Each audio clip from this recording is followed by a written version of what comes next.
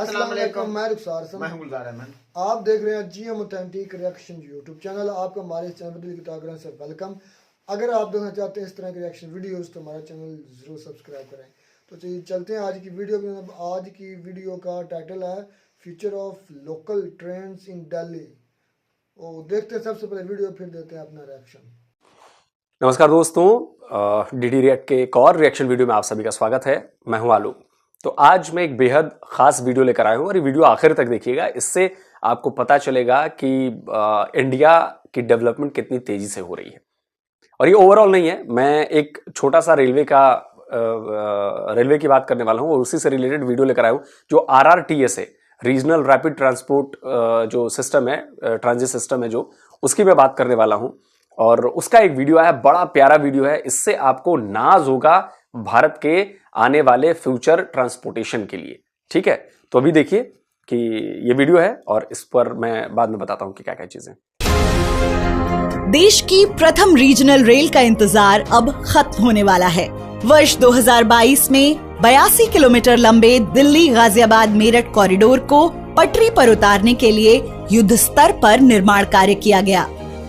दिन रात हो रहे कार्य की रफ्तार ने NCRTC को उस पल के समीप ला दिया है जहां से मार्च 2023 में साहिबाबाद से लेकर दुहाई तक के 17 किलोमीटर के प्रायोरिटी सेक्शन को आम लोगों के लिए शुरू करने का लक्ष्य रखा गया है।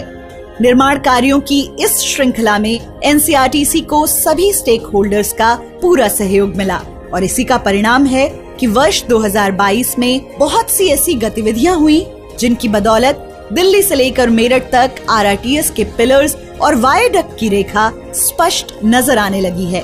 निर्मित किए जा रहे अधिकतर स्टेशन आकार ले चुके हैं। जनसाधारण को एक परिवर्तनशील परिवहन सेवा उपलब्ध कराने के लिए NCRTC ने अपने प्रयासों से वर्ष 2022 में कई उपलब्धियां हासिल की। इस वर्ष की शुरुआत से ही सिविल निर्माण ने गति पकड़ी और दिल्ली में आनंद विहार RRTS स्टेशन के भूमिगत हिस्से के कार्य की शुरुआत हुई। वर्तमान में स्टेशन के बेस और कॉन्कोर्स लेवल का कार्य पूरा हो चुका है। मार्च 2022 में ही आनंद विहार स्टेशन से न्यू अशोक नगर की ओर सुदर्शन ने 3 किलोमीटर लंबी टनल का निर्माण आरंभ किया। वर्तमान में आनंद विहार से दिल्ली और गाजियाबाद दोनों दिशाओं में कुल 4 सुदर्शन टनल निर्माण कर रही हैं। ये चारों 10 किलोमीटर में से लगभग 5 किलोमीटर की टनल का निर्माण पूर्ण कर चुकी हैं। अच्छा, ये जो मशीन है ये बड़ी जबरदस्त मशीन है। मतलब ये टनल आप एक तरह से सोच लीजिए कि ड्रिल मशीन है। इतनी बड़ी ड्रिल मशीन है जो टनल जितना बड़ा छेद जो है, ट्रेन गुजरने लायक बड़ा छेद जो है, वो धरती के अंदर बनाती चलती है। और बहुत सारी चीजें, कंक्रीट से उसको रीइंफोर्स करना, स्टील से रीइंफोर्स करना कि, और साथ ही साथ इस बात का भी इस मशीन ये ध्यान रखती है कि ऊपर से कोई दिक्कत ना हो कि धंस जाए, कुछ गिर जाए, कुछ ऐसा हो जाए, तो अंदर ही अंदर काम चलता है। और ऐसी ही मशीनों का इस्तेमाल दिल्ली मेट्रो के भी उसमें किया जा चुका है, जब अंडरग्राउंड जहां भी अंडरग्राउंड मेट्रो बनाई गई है। तो ये बड़ी कमाल की मशीन है। और इसका सबसे बड़ा फायदा क्या है कि पहले टनल बनाने में मतलब सालों लग जाते थे, अब जो है वो साल नहीं लगते हैं टनल बनाने में मशीन। और इस मशीन से मुझे लगता है कि पर डे आई थिंक मुझे लगता है पर डे 1 किलोमीटर तो नहीं, मतलब 100 से 150 मीटर शायद पर डे, या 200 मीटर, जहां तक मुझे अंदाजा है कि इतनी टनल इतनी लंबाई तक बना दी जाती है। शायद 100 मीटर है शायद पर डे का, मतलब एग्जैक्ट याद नहीं है। अगर गलती हुई हो तो भाई डेटा बताने में मुझे माफ करिएगा, कहीं पढ़ा था, अब एग्जैक्ट फिगर मुझे याद नहीं। तो इसलिए ये क्या है, ये टेक्नोलॉजी है। हमने नई टेक्नोलॉजी पे शिफ्ट किया जिससे हमारे काम में आसानी भी हुई और काम में तेजी भी आई। तो इसका फायदा क्या है कि हमारी लागत कम हो गई। अब साल भर टनल बनाने में लगता, उसके बाद चीजें बनती, फिर होती, फिर तो हो गए भाई, प्रोजेक्ट कॉस्ट बढ़ जाती। लेकिन अब क्या है कि अब तेजी से रैपिड काम होता है, तेजी से काम होता है। देखिए, और जैसा कि आपको ट्रेन दिख गई होगी कि ट्रेन कैसी है, इस ट्रेन को देखकर मुझे तो बहुत ही जबरदस्त, मुझे तो वंदे भारत से भी बेहतर ट्रेन डिजाइन लग रही है, पता नहीं क्यों देखने में, बाहर से देखने में तो मुझे तो बड़ा अच्छा लगा। आप लोग बताइएगा कि RRTS आप लोगों को कैसी लग रही है। इसका बहुत बड़ा फायदा होने वाला है दिल्ली, गाजियाबाद और मेरठ, इनमें सफर करने वाले लोगों के लिए बहुत जबरदस्त फायदा होने वाला है, मैं आपको बता रहा हूं। इसी तरह मेरठ के भी भूमिगत निर्माण ने इस वर्ष कई उपलब्धियां हासिल की। मेरठ के 3 भूमिगत स्टेशनों मेरठ सेंट्रल, भैसाली और बेगमपुल के बीच टनल निर्माण का कार्य अप्रैल 2022 में आरंभ हुआ। सुदर्शन 8.3 ने लगभग 4 महीने के वक्त में गांधी बाग से बेगमपुल के बीच 750 मीटर लंबी सुरंग का सफलतापूर्वक निर्माण कर आरआरटीएस कॉरिडोर का पहला टनल ब्रेक थ्रू किया। उसके बाद सुदर्शन 8.1 ने भैसाली से मेरठ सेंट्रल स्टेशन के बीच 2 किलोमीटर लंबी टनल का निर्माण कर 15 दिसंबर को ब्रेक थ्रू किया। यह मेरठ की सबसे लंबी टनल है। साथ ही मेरठ के तीनों भूमिगत स्टेशनों के प्लेटफॉर्म और कॉन्कोर्स लेवल आदि के सभी स्लैब का निर्माण कार्य पूर्ण कर लिया गया। भूमिगत निर्माण के साथ एनसीआरटीसी ने एलिवेटेड सेक्शन की चुनौतियों को सफलतापूर्वक पार किया। आरआरटीएस कॉरिडोर पर 7 स्पेशल स्टील स्पैन स्थापित किए गए, जिनकी वायडक्ट निर्माण में बेहद अहम भूमिका है। सबसे बड़ा 150 मीटर लंबा स्पेशल स्पैन गाजियाबाद स्टेशन पर स्थापित किया गया। स्पैन स्थापना के साथ वायडक्ट निर्माण भी तेजी से प्रगति करता रहा। दिल्ली और उत्तर प्रदेश में कुल 70 किलोमीटर के एलिवेटेड सेक्शन में से आधे से ज्यादा वायडक्ट का निर्माण वर्ष 2022 में पूरा कर लिया गया। साथ ही पूरे सेक्शन में 75% से ज्यादा पिलर निर्माण भी पूरा किया गया। एनसीआरटीसी सड़क पर यात्रियों की कम से कम असुविधा सुनिश्चित करते हुए निर्माण कार्यों के पूरा होने के साथ ही पूरी तत्परता से सड़क पर सुरक्षा के लिए लगाए गए बैरिकेड को हटाता जा रहा है। साथ ही पर्यावरण संरक्षण के लिए सड़कों के बीच डिवाइडर पर तेजी से पौधारोपण का कार्य भी किया जा रहा है। सिविल निर्माण की रफ्तार के बीच 7 मई 2022 का दिन एनसीआरटीसी के लिए बेहद खास रहा। इस दिन गुजरात के सावली में स्थित आरआरटीएस के मैन्युफैक्चरिंग प्लांट में पहले ट्रेन सेट की चाबियां एनसीआरटीसी के प्रबंध निदेशक श्री विनय कुमार सिंह को सौंपी गई। इसके बाद से अब तक 4 ट्रेन सेट दुहाई डिपो पहुंच चुके हैं। इन मेड इन इंडिया ट्रेनों के आने का सिलसिला आगे भी जारी रहेगा। देखिए मैं कह रहा हूं ना, मतलब आप डिजाइन देखो इस ट्रेन का यार, क्या वर्ल्ड क्लास डिजाइन है। और सबसे बड़ी बात, मेड इन इंडिया है। ये सबसे बड़ी बात है। पाकिस्तान में अभी चाइना से कोचेस मंगवाए गए हैं, उनकी तस्वीरें मैं आपको दिखा देता हूं। वो पता नहीं कौन से जमाने के कोचेस लग रहे हैं। ऐसा लग रहा है जैसे अभी तक डिजाइनिंग के लेवल पर पता नहीं पाकिस्तान कहाँ है। पाकिस्तान ने तो डिजाइन नहीं किया, डिजाइन तो चाइना ने किया है। तो वही पुराना जो पाकिस्तानी रेलवे का डिजाइन है उसी हिसाब से उन्होंने डिजाइन करके दे दिया कि ले जाओ भाई। लेकिन आप इस ट्रेन को देखिए, आपको लगेगा नहीं कि भाई ये, मतलब देखने से ही लगता है कि ये फ्यूचर आपका ट्रांसपोर्ट सिस्टम है, ये फ्यूचर ट्रेन है आपकी। देखने में कितनी खूबसूरत लग रही है, आप समझिए। बड़ा ही जबरदस्त यार। मुझे तो मेट्रो से भी ज्यादा अच्छी ट्रेन लग रही है ये। वर्तमान में दुहाई डिपो में इन ट्रेनों की विभिन्न प्रकार की टेस्टिंग की जा रही है। ट्रेन सेट का सफलतापूर्वक टेस्ट रन भी किया जा चुका है। साथ ही LTE कम्युनिकेशन नेटवर्क पर यूरोपीय ट्रेन कंट्रोल सिस्टम प्रणाली के साथ ट्रेन सेट की डायनेमिक टेस्टिंग भी सफल रही है। आरआरटीएस नेटवर्क में लगाया जाने वाला यह विश्व का अपनी तरह का पहला सिग्नलिंग सिस्टम होगा।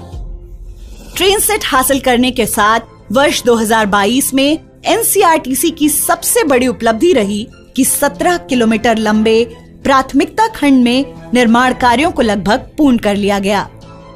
मार्च 2023 तक इस खंड को आम जनता के लिए परिचालित करने का लक्ष्य रखा गया है। ट्रायल रन शुरू करने के लिए जोर शोर से तैयारियां जारी हैं। वायडक्ट निर्माण होने के बाद ट्रैक बिछाने का कार्य तेजी से किया जा रहा है। साथ ही OHE के इंस्टॉलेशन का कार्य भी अंतिम चरण में है। सिग्नलिंग और यात्रियों की सुरक्षा के लिए प्लेटफॉर्म स्क्रीन डोर्स के इंस्टॉलेशन का कार्य भी तेजी से किया जा रहा है।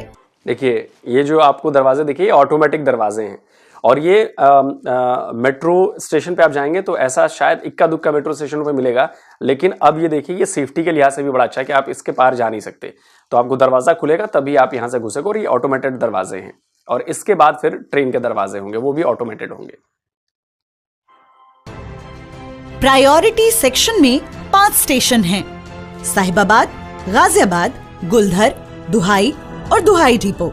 इन 5 स्टेशनों के प्रवेश निकास द्वार आदि का निर्माण कार्य प्रगति पर है। साथ ही स्टेशन बिल्डिंग की फिनिशिंग की जा रही है।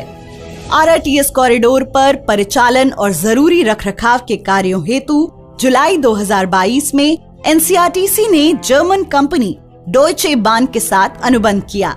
इसके अंतर्गत दिल्ली गाजियाबाद मेरठ आरआरटीएस कॉरिडोर के परिचालन और रखरखाव के कार्य डीबी इंडिया करेगी।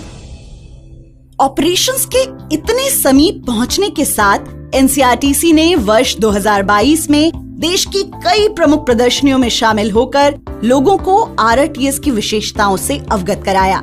नवंबर 2022 में प्रगति मैदान में आयोजित भारतीय अंतर्राष्ट्रीय व्यापार मेले में पहली बार लगाए गए आरआरटीएस के एग्जीबिशन पर लोगों की खासी भीड़ देखने को मिली। वर्ष 2022 में कई उच्च पदाधिकारियों ने आरआरटीएस प्रोजेक्ट के निर्माण की रफ्तार का जायजा लिया। मई 2022 में उत्तर प्रदेश के माननीय मुख्यमंत्री योगी आदित्यनाथ ने मेरठ के भैंसाली में निर्माण गतिविधियों का निरीक्षण किया। Asian development bank, Asian infrastructure investment bank तथा न्यू डेवलपमेंट बैंक के कई पदाधिकारियों ने कॉरिडोर के प्रमुख स्थलों का दौरा किया। इस प्रोजेक्ट में कई ऐसी नवीनतम तकनीकों का प्रयोग हो रहा है जिससे न सिर्फ हमारे देश बल्कि पूरे विश्व की निगाहें हम पर टिकी हुई हैं। इसीलिए इससे संबंधित खबरों को देश और विदेश की मीडिया में प्रमुखता से प्रकाशित किया गया। साथ ही सोशल मीडिया पर भी इसकी खासी चर्चा हो रही है। युद्ध स्तर पर किए जा रहे निर्माण कार्यों के बीच एनसीआरटीसी ने सामुदायिक जागरूकता, परिवहन के माध्यम से महिलाओं के सशक्तिकरण, वर्कर्स की सुरक्षा और पर्यावरण संरक्षा के लिए कई अभियान चलाए। मार्च 2022 में आरआरटीएस प्रोजेक्ट साइट पर निर्माण श्रमिकों के लिए राष्ट्रीय सुरक्षा सप्ताह का आयोजन किया गया।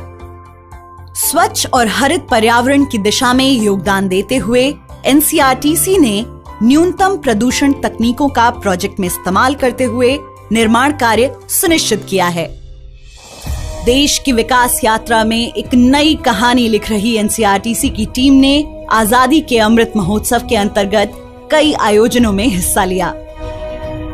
कर्मचारियों को स्वस्थ जीवन शैली के लिए प्रोत्साहित करने के लिए हॉबी क्लब की शुरुआत की गई, जिसके अंतर्गत उन्हें खेलों में भाग लेने के लिए प्रोत्साहित किया गया। सितंबर महीने में साइक्लोथॉन का भी आयोजन हुआ। एनसीआरटीसी एनसीआर के यात्रियों को तीव्र, विश्वसनीय, सुरक्षित, सुखद एवं सतत गतिशीलता समाधान प्रदान कर उनके जीवन की गुणवत्ता में सुधार हेतु दृढ़ संकल्प है। शीघ्र ही आरआरटीएस क्षेत्र के यात्रियों की आवश्यकताओं को पूरा करते हुए उनके जीवन में सुखद परिवर्तन लेकर आएगा। चलिए दोस्तों, वीडियो खत्म हो गया और मुझे लगता है कि आप सबको ये वीडियो शेयर करना चाहिए, दुनिया तक पहुंचाना चाहिए कि वे देखिए हम किस तरह डेवलप हो रहे हैं। अच्छा देखिए, अब कई लोगों के मन में ये सवाल होगा कि जी मेट्रो से ये क्यों अलग है। मेट्रो से इसलिए अलग है क्योंकि मेट्रो जो है वो मेट्रो शहरों के लिए है, जो आसपास दिल्ली से सटे इलाके हैं, दिल्ली एनसीआर के लिए, वो शॉर्ट रूट के लिए। अब ये जो ट्रेन है ये मेरठ तक जाएगी, तो आप जो ईएमयू डीएमयू जो चलती हैं, आप सोचो कि ये ट्रेन अब उनकी जगह लेने वाली है। तो वर्ल्ड क्लास की ट्रेन होगी, वर्ल्ड क्लास की फैसिलिटीज हैं, आपने सीटों को देख लिया, आपने सिग्नल सिस्टम को देख लिया, आपने टेक्नोलॉजी देख ली। इसका फायदा अब मुझे लगता है कि लाखों लोगों को मिलने वाला है, क्योंकि मैं जानता हूं, मैं इतने सालों से यहां पर हूं और कभी मौका मिलेगा तो मैं जाऊंगा। साहिबाबाद गाजियाबाद बहुत ज्यादा दूर नहीं है, मेरे से 10-15 किलोमीटर की दूरी पर है, तो मैं जाऊंगा और हो सकता है इस पे व्लॉग भी बनाऊं। मैं कोशिश करूंगा व्लॉग बनाने की, टाइम मिलेगा तो। इसका फायदा मेरठ, अलीगढ़ तक के लोगों को होने वाला है। आपको मेरी बात पर यकीन नहीं आ रहा होगा, लेकिन आप जब ये ट्रेन सर्विस शुरू हो जाएगी, मार्च में पहला फेज शुरू होने वाला है, मार्च 2023 में, जो 17 किलोमीटर का है वो शायद शुरू हो जाएगा। तो मुझे लगता है कि साहिबाबाद गाजियाबाद, हाँ मतलब दिल्ली से गाजियाबाद वाला जो वो है पैच है, वो शुरू कर दिया जाएगा इन 4 ट्रेन सेटों की मदद से। और बहुत ज्यादा फायदा होने वाला है लोगों को। देखिए मेट्रो भी है, वैशाली तक मेट्रो है, यूपी का वैशाली है, आनंद विहार से बिल्कुल करीब है, वहां तक भी मेट्रो है। लेकिन अब ये अलग सिस्टम है, ये उन लोगों के लिए है जो मेरठ में रहते हैं, मेरठ से दूर, मेरठ के आसपास के इलाके में रहते हैं, गाजियाबाद के आसपास के इलाके में रहते हैं, और बहुत सारा बिजनेस, बहुत सारे लोग नौकरी करने दिल्ली जाते हैं, दिल्ली से इधर आते हैं, इधर से दिल्ली जाते हैं। तो उन लोगों के लिए ये तो वरदान साबित होने वाला है बॉस, ये वरदान साबित होने वाला है। और ये वाकई, मैं एक किसी अखबार की हेडिंग देख रहा था, इस पर खबर जो छपी थी कि ये सब कुछ जो रीजनल ट्रांसपोर्ट का जो सिस्टम है वो सब कुछ बदलने वाली है, गेम चेंजर है ये, और ये वाकई गेम चेंजर होगी, आप देख लीजिएगा। और मुझे लगता है कि अभी इस रूट के बाद और भी कई सारे रूट्स पे, जो इधर हरियाणा वाला इलाका है, फरीदाबाद हो या फिर उधर गुड़गांव वाला इलाका हो, उधर भी मुझे लगता है कि रीजनल ट्रांसपोर्ट की सर्विसेज आएंगी भविष्य में, हो सकता है, मतलब मुझे नहीं पता, बट मुझे लगता है कि आनी चाहिए, क्योंकि इधर तो चलिए आ गया। और देखिए यूपी है, यूपी में भी जबरदस्त इस पे काम हो रहा है, और यूपी सरकार की वजह से ही हो रहा है। तो जाहिर सी बात है कि हम प्रोग्रेस हो रहे हैं, हम डेवलप हो रहे हैं, हमने रास्ता पकड़ लिया है, हमने गियर बदल दिया है। तो मुझे लग रहा है कि आप लोगों को भी इस पर गर्व करने वाली अनुभूति होनी चाहिए। आप लोगों को इस वीडियो को अलग अलग जगहों पर फैलाना चाहिए, जिससे लोगों में जानकारी बढ़े, लोगों को पता तो चले कि बॉस हम क्या कर रहे हैं, क्यों हम कह रहे हैं कि हमें 25 साल में डेवलप नेशन बनना है। तो ये बहुत बड़ी बात है। और बाकी पाकिस्तान के लोगों को भी, जो मेरे दर्शक हैं पाकिस्तान के, वो भी देखे भाई कि हम कहाँ अपने सिस्टम्स को, ट्रांसपोर्टेशन सिस्टम को कहाँ फ्यूचरिस्टिक वे में लेके आगे जा रहे हैं, और आपके यहाँ भी वो चाइना से डब्बे मंगाए जा रहे हैं। तो ये फर्क है इंडिया और पाकिस्तान में।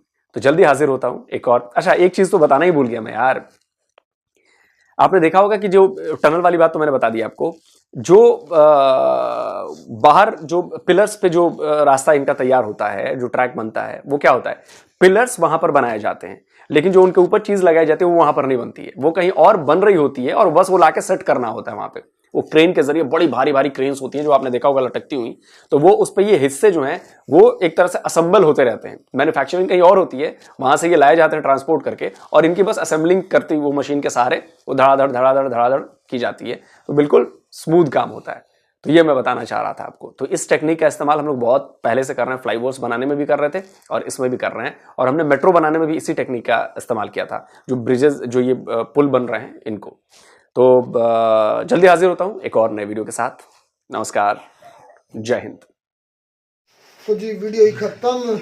ये इंडिया नई से नई टेक्नोलॉजी और नए से नए इजादात और नए से नए तरीके अपना रहा है, मॉडर्नाइजेशन की तरफ दिन ब दिन गामजन है, और हम प्रोपेगेंडा में दिन ब दिन गामजन है। तुषार भाई, ये जो मशीन दिखाई जा रही है ना इंडिया के अंदर जो काम कर रही है, मैं ये नेशनल जियोग्राफी पर देखता था, जो यूरोपीय कंट्री थी या अमेरिका कंट्री थी, उधर ये मशीनें चलती थी, और मुझे बहुत अजीब लगता था कि ऐसी भी मशीन हो सकती है कि जो भाई इतनी बड़ी टर्नल का हिस्सा काट काट कर पत्थर वो पीछे फेंक दी जाती है, वो आगे जाती है ड्रिल मशीन की तरह। तो वो इंडिया इस्तेमाल कर रहा है, तो इससे पता चलता है कि इंडिया कितनी तरक्की कर रहा है। तो जो सालों का काम था अब वो दिनों में महीनों में होने जा रहा है, तो इसलिए भाई उसमें कॉस्ट भी कम होती है और काम भी जल्दी होता है, तो ये मजबूती भी इसमें ज्यादा होती है। जो पहले मैं कहता हूँ कैसे टनल बनाई जाती हो, और पहले बहुत यार ये इतना मुश्किल काम था टनल बनाना, सबसे मुश्किल काम यही होता था कंस्ट्रक्शन में, रोड की कंस्ट्रक्शन या रेलवे की कंस्ट्रक्शन में सबसे मुश्किल काम जो समझा जाता है ये टनल बनाना ही समझा जाता है। लेकिन अब जो देखें, अब ये सबसे आसान हो गया, सबसे आसान हो गया कि वो ड्रिल मशीन की तरह 100 मीटर काफी सफर होता है। अगर इतना है तो हमें भी नहीं इसके एग्जैक्ट फिगर यार, 100 मीटर जिस तरह कह रहे हैं आलोक सर, 100 मीटर भी ये कर लेती है दिन में, पर डे काफी है, फर्क है, काफी सफर है। तो इसका मतलब 1 किलोमीटर जो 10 दिन में बन जाएगा। तो भाई जो ड्रिल मशीन है, जो पहले की टनल बनाते थे ना, मैं मुझे नहीं समझ वो कैसे बनाते हो यार, वो यूज करते थे धमाका वगैरह भी करते थे, ऊपर से गिरने का भी खतरा था। ये तो बिल्कुल सेफ था, ये तो बिल्कुल सेफ तरीका है। तो भाई इंडिया के लिए तो एक, मैं कहता हूँ जो कराची का जो रेलवे निजाम था ना, उसके शहर के अंदर का, उस पर तो अब कब्जा हो चुका है। जो रेलवे की जगह थी ना उस पर, तो वो आदमी बैठ गया, तो वो खबरें पे केस भी चला था। सबसे जो सेफ रास्ता होता है ना सफर, वो रेलवे का ही है और बहुत आसान, इसमें तादाद भी ज्यादा बैठ सकती है और ये एक्सीडेंट भी बहुत कम होते एक्सीडेंट भी कम होते हैं और रश मैं कहता हूँ सबसे ज्यादा इसका फायदा होता है, रश कम होता है, कवर कर जाता है, कवर ज्यादा होता है। तो ये बहुत अच्छा सा है जो इन्होंने मशीन के साथ मशीन नहीं, जो ये ट्रैक बना रहे हैं, जब ये कामयाब हो जाएगा भाई दिल्ली की तो भाई तकदीर बदल जाएगी। ये जो इतना ट्रेन सिस्टम का जो सफर है, एक तो वो जल्दी नहीं हो जाता है, उसके बाद उसका इतना एक्सीडेंट नहीं होते, उसके बाद सबसे ज्यादा इसका फायदा बहुत भाई सबसे बड़ा फायदा है कि रश नहीं होता, रश नहीं पड़ता और तादाद इसमें ज्यादा बैठ जाती है। ये और एक जल्दी जाता है, बस के जरिए ये जल्दी चला जाता है। देखो क्यों स्टॉप तो कहीं 1-2 मिनट का या 5-10 मिनट का स्टॉप हो तो उसके बाद इसमें तो कोई जंप वगैरह तो उसको आना अच्छा, नहीं। मैं एक बात और देख रहा हूँ रुखसार भाई के इंडिया में आए दिन कोई ना कोई नया प्रोजेक्ट बना रहे हैं, नया आप क्या बना रहे हैं? नई से नई ट्रेनें बनाए जा रहे हैं। तो इंडिया की तरक्की का तो राज हमें नजर आता है। तो जो हमारी जहल अवाम है वो कहती है कि भाई हमारे यहाँ इधर गाँव में भी हम करते हैं कि भाई हम बताते हैं कि हम तो हर रोज देखते हैं इंडिया के जो पोजीशन है और जिस डगर पर वो चले हुए हैं, हमें तो पता है कि पाकिस्तान किस पोजीशन पर है और इंडिया किस पोजीशन पर। हम तो बताते हैं, जब हम बताते हैं वो हंसते हैं भाई, वो अभी भी मानते हैं कि पाकिस्तान आगे है और इंडिया अभी भी मौजूद है हमारे अपने गांव में, हमारे अपने एरिया में, अपने कस्बे में अभी भी। तो जो पढ़ा लिखा तबका है, जो पढ़ा लिखा तबका है सोशल मीडिया से अटैच है, हम कोशिश कर रहे हैं कि वक्तन फवक्तन को चेंज। आज हमने एक और भाई को कहा था कि हमारे साथ बैठे, जिस तरह भाई तारिक को एक दिन बताया था, इस तरह आस्ता आस्ता हम करके सारे अपने इलाके तो आस्ता आस्ता चेंजिंग आ रही है। जो हमारे यहाँ इधर नहीं, ओवरऑल जो सोशल मीडिया है ना, ये एक सच्चाई का मैं कहता हूँ जरिया भी है, सच्चाई भी है, झूठ भी काफी, झूठ भी होता है, सच्चाई में ही कहता हूँ। लेकिन जिन्होंने सच की तलाश करनी होती ना, उनको हर लिहाज से सच मिल जाता है। और जिसने झूठ पर अपना ये तो नहीं ना कि इंडिया का में काम हो रहा है, हमें क्या पता था कि हम टीवी में यही देखते थे इंडिया दुश्मन है, गरीब मुल्क है। तो हमें पता चला है कि इंडिया इस वक्त किस पोजीशन पर है और हम किस पोजीशन पर है। शर्मिंदगी होती है, अब नजरें झुक जाती हैं, सर झुक जाते हैं भाई। हमें ख्वाहिश भी होती है कि भाई इंडिया में इतना काम हो रहा है तो हमारे यहाँ, क्योंकि हमें ये पढ़ाया गया, हमें ये सिखाया जाता है, हमें ये बीन पढ़ाई जाती है कि हम बहुत तरक्की में, हम बहुत अच्छे जा रहे हैं, हम बड़े तकड़े हैं, हम बड़े मजबूत हैं, इंडिया को हमने इस तरह कर दिया। इंडिया जो हमारे न्यूज़ पहले दिखाती थी, न्यूज़पेपर या हमारे बड़े बताते थे, लेकिन जब हकीकतें पता चली हैं तो अब शर्मिंदगी होती है, इसलिए हम शर्मिंदगी होती है। तो एक मैं कहता हूँ जो पाकिस्तान रेलवे में आई है, एक चैनल ने दी है वो डब्बे कोचीज दी है, तो हमारे दिल को बहुत सुकून हुआ कि पाकिस्तान की रेलवे में भी ऐसी कोचीज आ गई हैं कि जो सीटिंग उसकी अच्छी, बहुत अच्छी सीटिंग है। मैं कहता हूँ इंडिया के मुकाबले में फिर भी वो कोई इंडिया का है डिजाइन बिल्कुल सेम ही, पुराना ही, उसमें सिर्फ सीटिंग उन्होंने एसी कर दी है और सीटिंग थोड़ी सी बदली है। तो